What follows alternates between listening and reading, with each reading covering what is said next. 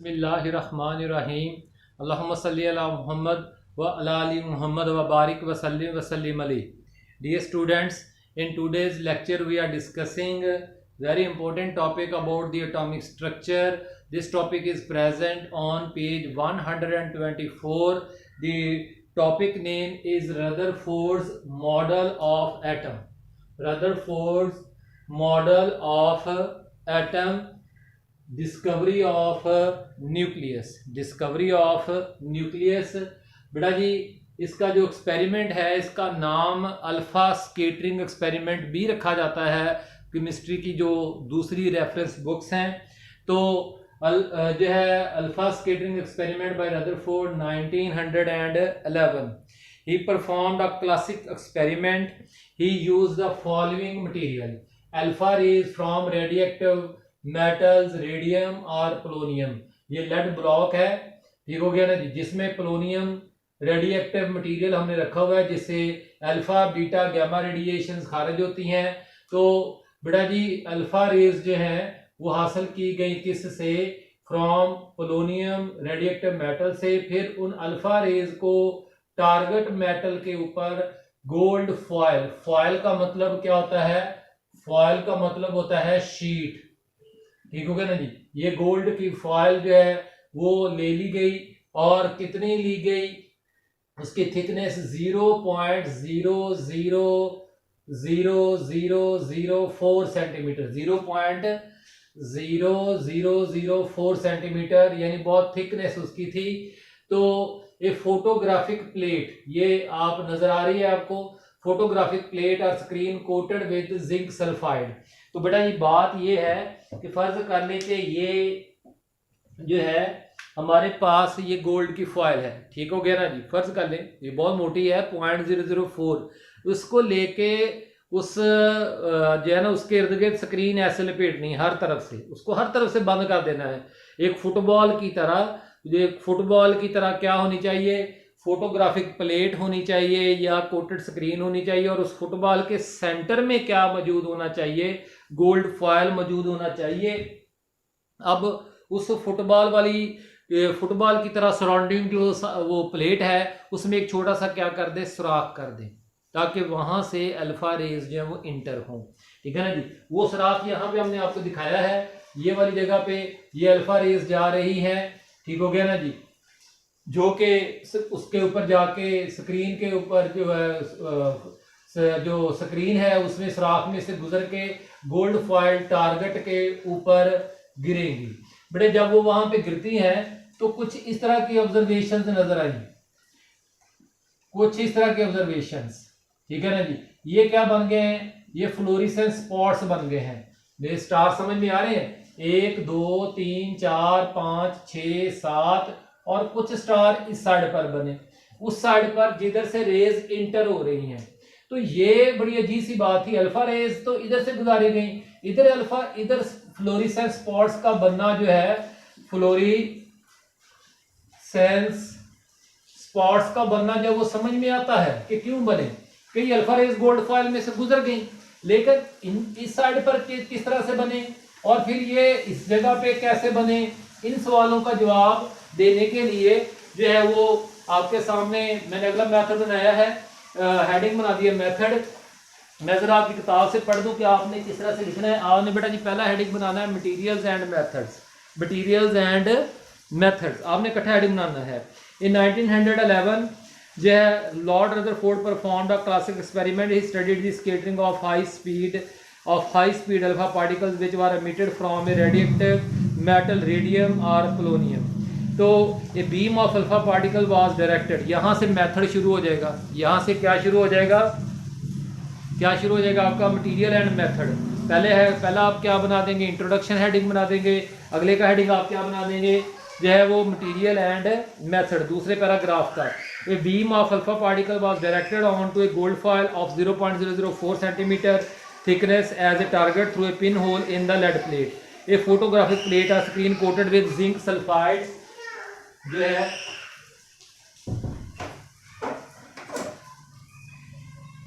वो लगाई गई. ये सारी बातें आपको मैं समझा चुका हूं.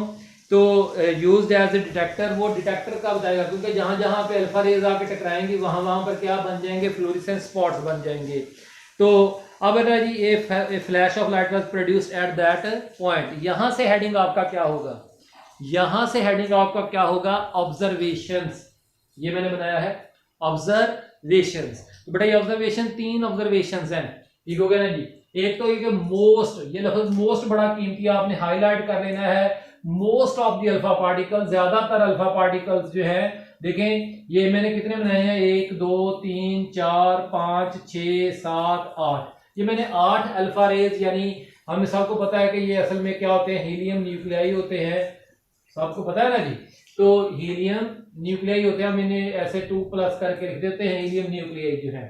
तो अब बेटा जी ये 8 में से ये जो है ना जी 3 सेंटर वाले, 4 5 6, ये बिल्कुल सीधे के सीधे ही चले गए, सीधे चले गए, सीधे के सीधे ही चले गए। चलिए ये मैंने जरा ये वाला ऐसे कर लेता हूं, 3 ये वाले, ये सीधे के सीधे ही चले गए बगैर टकराए किसी भी चीज से, ऐसे।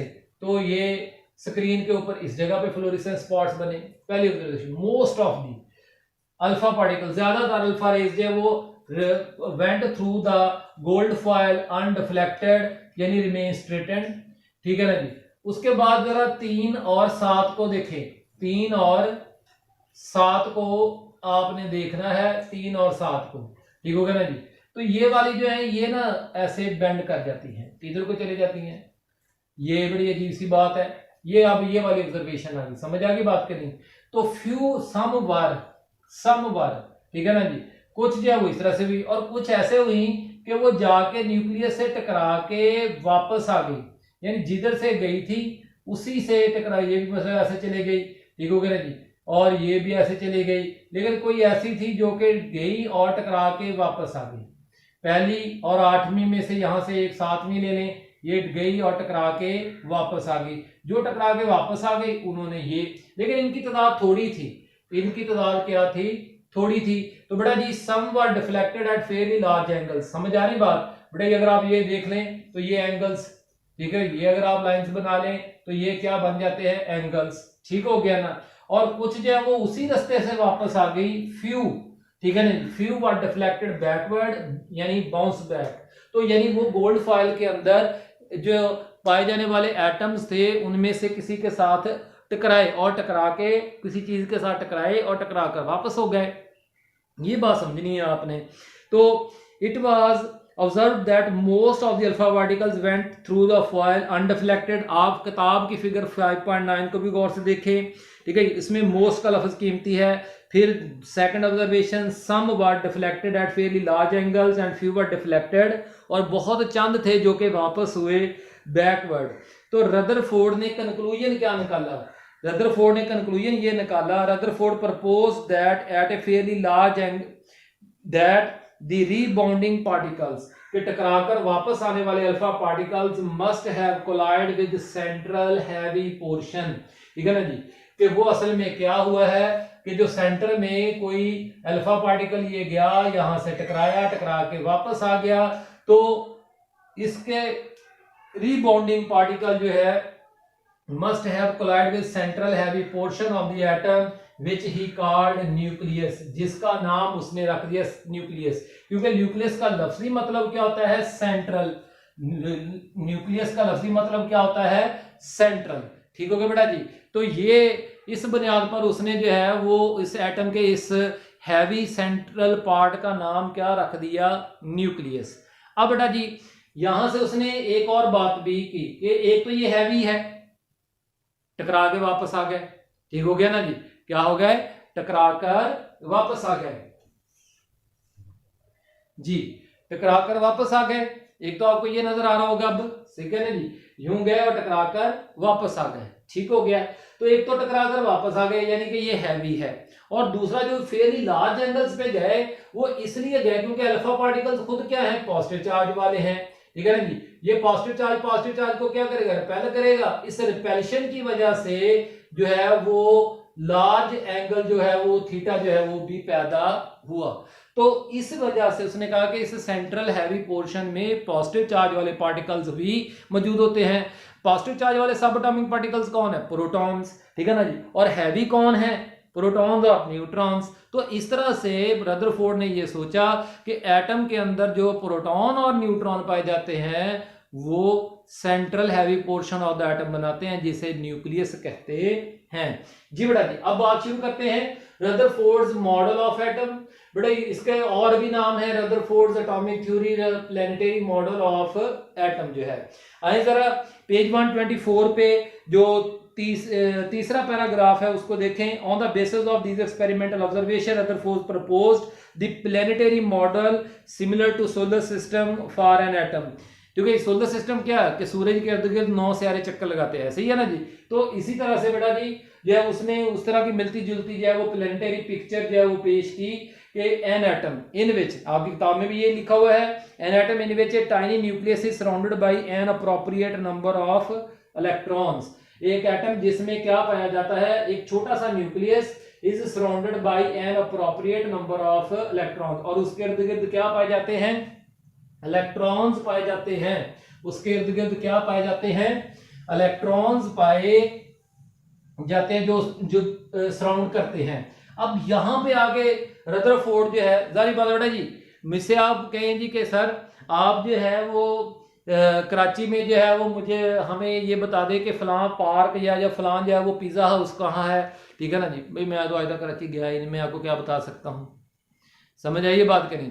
इसी तरह से बेटा जी रदरफोर्ड ने अपने इल्म के मुताबिक, अपने एक्सपेरिमेंट की ऑब्जर्वेशन के मुताबिक, अपने बैकग्राउंड नॉलेज, ठीक है ना जी, अपने बैकग्राउंड नॉलेज और अपने एक्सपेरिमेंट के रिजल्ट्स के मुताबिक एटम की पिक्चर, एटम के अंदर पाए जाने वाले सब एटॉमिक पार्टिकल्स की अरेंजमेंट यानी स्ट्रक्चर के मुताबिक एक ये बात कही कि प्रोटॉन और न्यूट्रॉन मिलकर न्यूक्लियस बनाते हैं।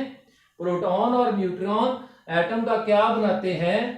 न्यूक्लियस बनाते हैं। और इलेक्ट्रॉन्स जो है वो न्यूक्लियस के इर्द गिर्द पाए जाते हैं एटम के अंदर, और जो इलेक्ट्रॉन्स हैं वो न्यूक्लियस के इर्द गिर्द। लेकिन किस तरह से पाए जाते हैं? क्या वो वहां पे फिक्स हैं या वो हरकत कर रहे हैं? ये बात रदरफोर्ड ने नहीं कही। क्यों? उसे पता ही नहीं था, उसे पता ही नहीं था, ना उतना उसका इल्म था, ना उसने कभी इस तरह की, ना कोई उसके पास ऐसी ऑब्जर्वेशन थी। जैसे मैंने आपको कहा कि आप मुझसे पूछे जी कराची में फलां पिज़्ज़ा हाउस कहाँ है, मैं कहूँ भाई मैं तो आज तक कराची गया ही नहीं, तो मेरे पास ना उसका कोई बैकग्राउंड नॉलेज है ना कोई एक्सपीरियंस है। इसी तरह से उसको अपने एक्सपेरिमेंट के ऑब्जर्वेशन से जो है वो क्या मिला, जो है वो सिर्फ न्यूक्लियस के मतलब ज्यादा ऑब्जर्वेशंस मिली, तो उसने उसके प्रोटॉन और न्यूट्रॉन के मतलब ज्यादा बातें कही, जो कि आज भी हम सही मानते हैं। लेकिन इलेक्ट्रॉन्स के मतलब रदरफोर्ड एटॉमिक थ्योरी या रदरफोर्ड एटॉमिक मॉडल एक गुड एक्सप्लेनेशन नहीं माना जाता। अच्छा जी, अब बेटा जी बात हम आगे चलाते हैं। जो है दूसरा postulate, atom as a whole being neutral. क्योंकि एटम एक न्यूट्रल पार्टिकल है, तो therefore nucleus must have same number of protons as number of electrons around it, ठीक है ना जी, around it. Defective planet like picture of atom. बेटा ये हेडिंग आपने कहां बनाना है? ये पेज 125 पे बनाना है, सफा 125 पे ये हेडिंग बनाना है। ये हेडिंग पहले आएगा, बाकी वो आपका ये दूसरे तक आपका यहाँ पे आपने रुक देना है। डिफेक्टिव प्लैनेट लाइक पिक्चर क्या जी? Rutherford's planet-like picture was defective and unsatisfactory because the moving electron must be accelerated towards the nucleus. अगर इलेक्ट्रॉन न्यूक्लियस के इर्द गिर्द हरकत कर रहा है तो फिर उसको न्यूक्लियस की तरफ आस्ता आस्ता आस्ता आस्ता उस इलेक्ट्रॉन को न्यूक्लियस की तरफ आते जाना चाहिए और आखिरकार आके न्यूक्लियस में फॉल कर जाना चाहिए, ठीक है ना जी। Because must accelerated toward the nucleus, therefore the radius of the orbiting electron, इस इलेक्ट्रॉन का जो ऑर्बिट है न्यूक्लियस से वो आस्ता आस्ता कम होना चाहिए। And should fall into nucleus, thus an atomic structure proposed by Rutherford would collapse. और ऐसे ही एटम को कोलैप्स हो जाना चाहिए, डिस्ट्रॉय हो जाना चाहिए। अगर हमारे इर्द गिर्द जो मैटर है और हमारे बॉडी के अंदर जो मैटर है, अगर वो रदरफोर्ड जैसे एटॉमिक स्ट्रक्चर रखता है तो उसको डिस्ट्रॉय हो जाना चाहिए। क्या मैं डिस्ट्रॉय हुआ? क्या आप डिस्ट्रॉय हुए? नहीं, मैटर अपना वजूद बरकरार रखे हुए है, स्टेबल है, इसका मतलब है कि एटॉमिक मॉडल रदरफोर्ड का सही नहीं है, उसमें डिफेक्टिव है। तो बेटा जी उसके ऊपर जो ऑब्जेक्शन किए गए वो क्या थे, उसके ऊपर objection, the outer electrons could not be stationary. एक तो ये बात पक्की है कि इलेक्ट्रॉन्स न्यूक्लियस के इर्द गिर्द जो है, ये मैंने सेंट्रल न्यूक्लियस बना दिया, वो स्टेशनरी भी नहीं हो सकता। अगर स्टेशनरी होगा तब भी आस्ता आस्ता आस्ता आस्ता आस्ता आस्ता जो है वो ग्रेजुअली क्या होगा, इफ दे वर, अगर वो फिक्स होते, they should be gradually attracted by nucleus and ultimately fall into it, और उसमें न्यूक्लियस में गिर जाना चाहिए और एटम को डिस्ट्रॉय हो जाना चाहिए, ठीक है ना जी। To have a stable atomic structure the electrons were supposed to be, और फिर बाद में जैसे बोहर आ गया उसने ये बात कही, कौन आ गया, बोहर आ गया, बोहर ने कहा कि जी नहीं, इलेक्ट्रॉन जो है वो न्यूक्लियस के इर्द गिर्द जो है वो हरकत करते हैं, किसमें, क्लोज ऑर्बिट्स में। फिक्स, ये अगर फिक्स था तो तब भी डिस्ट्रॉय होना चाहिए, ठीक है ना जी, और अगर जो हरकत करता है तो तब भी उसको न्यूक्लियस में आके आखिरकार गिरना चाहिए। तो असल बात ये है कि दोनों में से सही बात क्या है, ठीक है ना जी। ये बात भी गलत हो गई, ये बात भी गलत हो गई, तो फिर इलेक्ट्रॉन का बिहेवियर न्यूक्लियस एटम के अंदर कैसा है। तो बेटा जी ये बात, to have a stable atomic structure electrons were supposed to be moving in close orbit, ऐसे ऑर्बिट में हरकत करना चाहिए जो कि अपना रेडियस स्मॉलर ना करे। लेकिन देखें, याद रखें, सपोज्ड टू बी, ये लफ्ज क्या लिखा है, to have a stable atomic structure electrons were supposed, suppose to be, suppose का मतलब क्या होता है, मफरूज करना, ठीक है। इसका मतलब है कि हम एटम के स्ट्रक्चर के मतलब एक मफरूजा कायम कर रहे हैं, हमारे पास कोई 100% एक्सपेरिमेंटल एविडेंस नहीं है कि वाकई ही एटम के इर्द गिर्द इलेक्ट्रॉन या वो क्लोज्ड ऑर्बिट्स में ही रहते हैं जो कि अपना रेडियस स्मॉलर नहीं करते, ठीक है ना। सपोज तो है, ठीक है, इसमें वो चक्कर लगाते रहेंगे और न्यूक्लियस में गिरेंगे नहीं, लेकिन ये सारा क्या है, सपोज्ड है, क्या है, सपोज्ड है, कोई एक्सपेरिमेंटल एविडेंस इसकी सपोर्ट में नहीं है अभी तक, आज के लेक्चर तक, ठीक हो गया ना जी, ठीक है ना जी। तो रदरफोर्ड जो है उसने फिर किसी अपने एक्सपेरिमेंट की बुनियाद पर जो है वो ऐसा कहा था, तो वो हम अगले लेक्चर में पढ़ेंगे भी, लेकिन फिलहाल आज के तो बेटा जी significance of Rutherford's atomic theory, big step towards understanding of atomic structure, atomic structure को समझने में एक बड़ा स्टेप है रदरफोर्ड, क्योंकि चलें इलेक्ट्रॉन का अरेंजमेंट नहीं भी डिस्कस एक्सप्लेन हुआ, लेकिन प्रोटॉन और न्यूट्रॉन का तो पता चल गया ना कि वो एटम के अंदर कैसे पाए जाते हैं, ठीक हो गया ना जी। और स्टिल जो है वो behaviour of electrons is not explained well, ठीक है ना जी, वो अभी भी एक्सप्लेन्ड जो है वो अच्छे तरीके से नहीं किया रदरफोर्ड्स एटॉमिक मॉडल के मुताबिक। बड़े कोई भी सवाल हो व्हाट्सएप पूछा रहता, हम सबका हमें नासर आमीन, शुक्रिया।